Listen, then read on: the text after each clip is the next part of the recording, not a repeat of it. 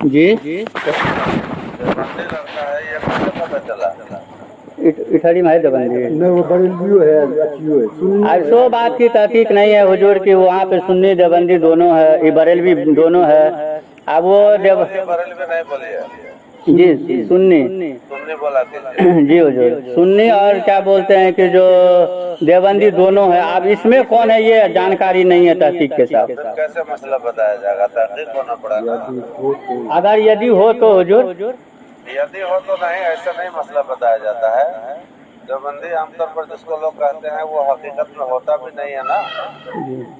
हकीकत में देवबंदी कौन होता है वो समझना पड़ा ना। जी हुजूर तब ना हुक्म लाएगा। अल्लाह उसके रसूल की तौहीद करने वाला है क्या वो? अल्लाह उसके रसूल की तौहीद करता है वो? ये नहीं मालूम है हुजूर।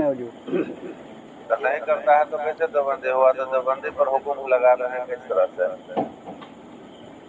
लोग कहते हैं देवबंदी, उससे कोई देवबंदी नहीं होता है।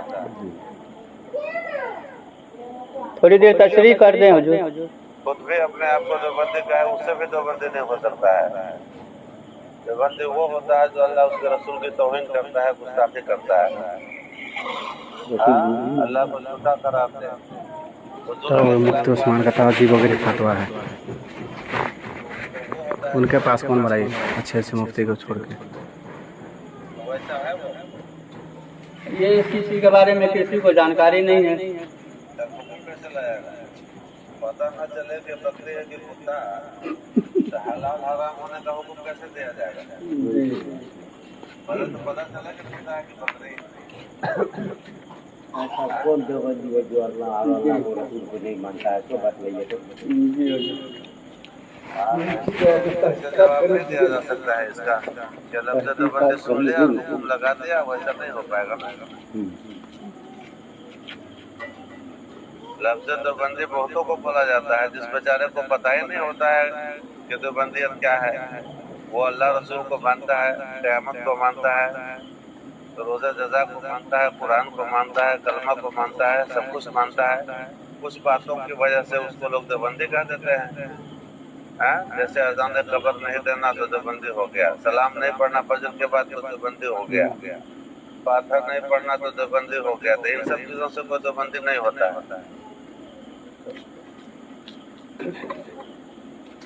तो देवबंदी का असल मतलब है अल्लाह रसूल की जो तौहीन करता है, गुस्ताखी करता है, नबी माने। तो इस तरह का अगर किसी का अकीदा हो तो वो तो मुसलमान नहीं रह जाता है, उसके साथ निकाह नहीं होगा। और अगर इस तरह कोई कुफरी अकीदा नहीं रखता है तो लोग देवबंदी कहते हैं, उससे कोई फर्क नहीं पड़ता है। अच्छा एक चीज़ हुजूर ये भी है ना, जैसे हम लोग हदीस से जो बेहतर आप जानते हैं हुजूर, जो हम लोग ये कहते हैं कि शराबी हो या बेनमाजी हो तो उसकी नमाज जनाजा न पढ़ी जाए, न उसको नमाजी के कब्र में दफन किया जाए, तो हम लोग फिर भी उनके साथ पढ़ते हैं। तब तो उन पे भी अगर इस बात को अगर हम ये करते हैं कि देवबंदी हो, आप जो बोले बेहतर बोले हुजूर की जो पहले तहकीक किया जाए कि वह कहाँ तक उनकी ये है रिसाई है, तब जाकर के उस पर कोई फतवा लग सकता है। लेकिन यहाँ पे बात ये भी है कि हम लोग सुनते हैं और कहते भी है कि बेनमाजी हो या शराबी हो या बेनमाजी औरत हो तो उसके हाथ से खाना भी नहीं चाहिए। लेकिन हम तो हर चीज़ ये कर ही रहे हैं। और फिर यहाँ पे जैसे हमको जिस चीज़ के बारे में मालूम न हो तो सही बात है कि उस चीज़ के बारे में हमें खुद को फैसला नहीं लेना चाहिए कि ये ऐसा हो गया वो ऐसा हो गया। लोगों के देवबंदी कह देने से कोई देवबंदी नहीं हो जाता है, या खुद अपने आप को भी वो देवबंदी कहते तो भी देवबंदी नहीं हो जाता है। अकीदा गड़बड़ होना जरूरी है तब देवबंदी होता है।